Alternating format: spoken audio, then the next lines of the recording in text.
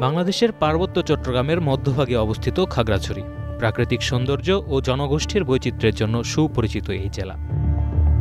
একদিকে এখানে বিভিন্ন নৃগোষ্ঠীর সাংস্কৃতিক ঐতিহ্য বিরাজমান, অন্যদিকে জমি, অর্থ, রাজনৈতিক ক্ষমতার বিতর্ক জেলাকে দীর্ঘদিন থেকে উত্তাল করে রেখেছে।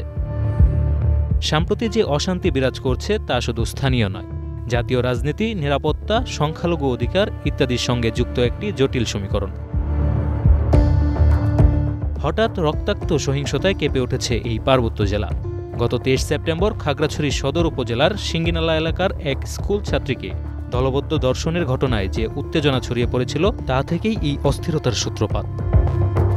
এই ঘটনার জের ধরে টানা বিক্ষোভ, সড়ক অবরোধ, সংঘর্ষ, হামলা ও অগ্নিসংযোগে খাগড়াছড়ি ও আশপাশের জনপদ অস্থির হয়ে ওঠে।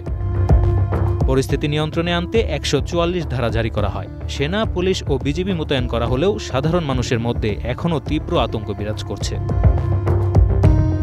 খাগড়াছড়ির এই উত্তপ্ত পরিস্থিতির নেপথ্যে কারা, আর এর সমাধান কি, এসব প্রশ্ন এখন সামনে আসছে।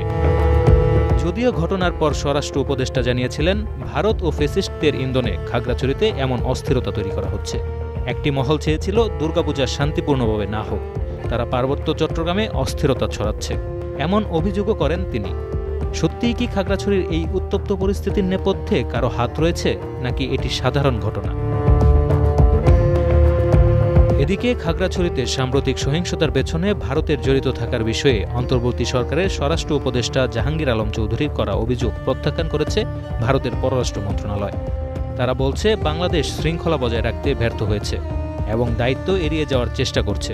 ভারত সরকার বলছে, এই মিথ্যা ও ভিত্তিহীন অভিযোগগুলোকে স্পষ্টভাবে প্রত্যাখ্যান করেছে তারা। তাদের দাবি, বাংলাদেশের অন্তর্বর্তী সরকার তাদের দেশের আইনশৃঙ্খলা বজায় রাখতে অক্ষম। পার্বত্য চট্টগ্রামে সংখ্যালঘু সম্প্রদায়ের বিরুদ্ধে স্থানীয় উগ্রপন্থীদের সহিংসতা, অগ্নিসংযোগ এবং জমি দখলের কর্মকাণ্ডের আত্মসমালোচনা এবং গুরুত্ব সহকারে তদন্ত করার কথাও জানিয়েছে দেশটি।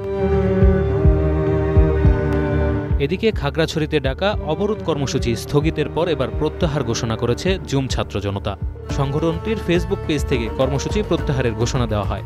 একই সঙ্গে 8 দফা দাবি বাস্তবায়নের আহ্বান জানিয়েছেন সংগঠনটি। এছাড়াও বাংলাদেশ সেনাবাহিনী জানিয়েছে, খাগড়াছড়ি ও গুইমারায় সহিংসতা ছড়াতে ইউনাইটেড পিপলস ডেমোক্রেটিক ফ্রন্ট এবং এর সহযোগী সংগঠনগুলো সক্রিয়। তবে সব ধরনের উস্কানি ও অপপ্রচারের বিরুদ্ধে তারা পাহাড়ের সব জাতিগোষ্ঠীর নিরাপত্তা নিশ্চিত করতে প্রতিশ্রুতিবদ্ধ। Sanjit Hasnat, news desk.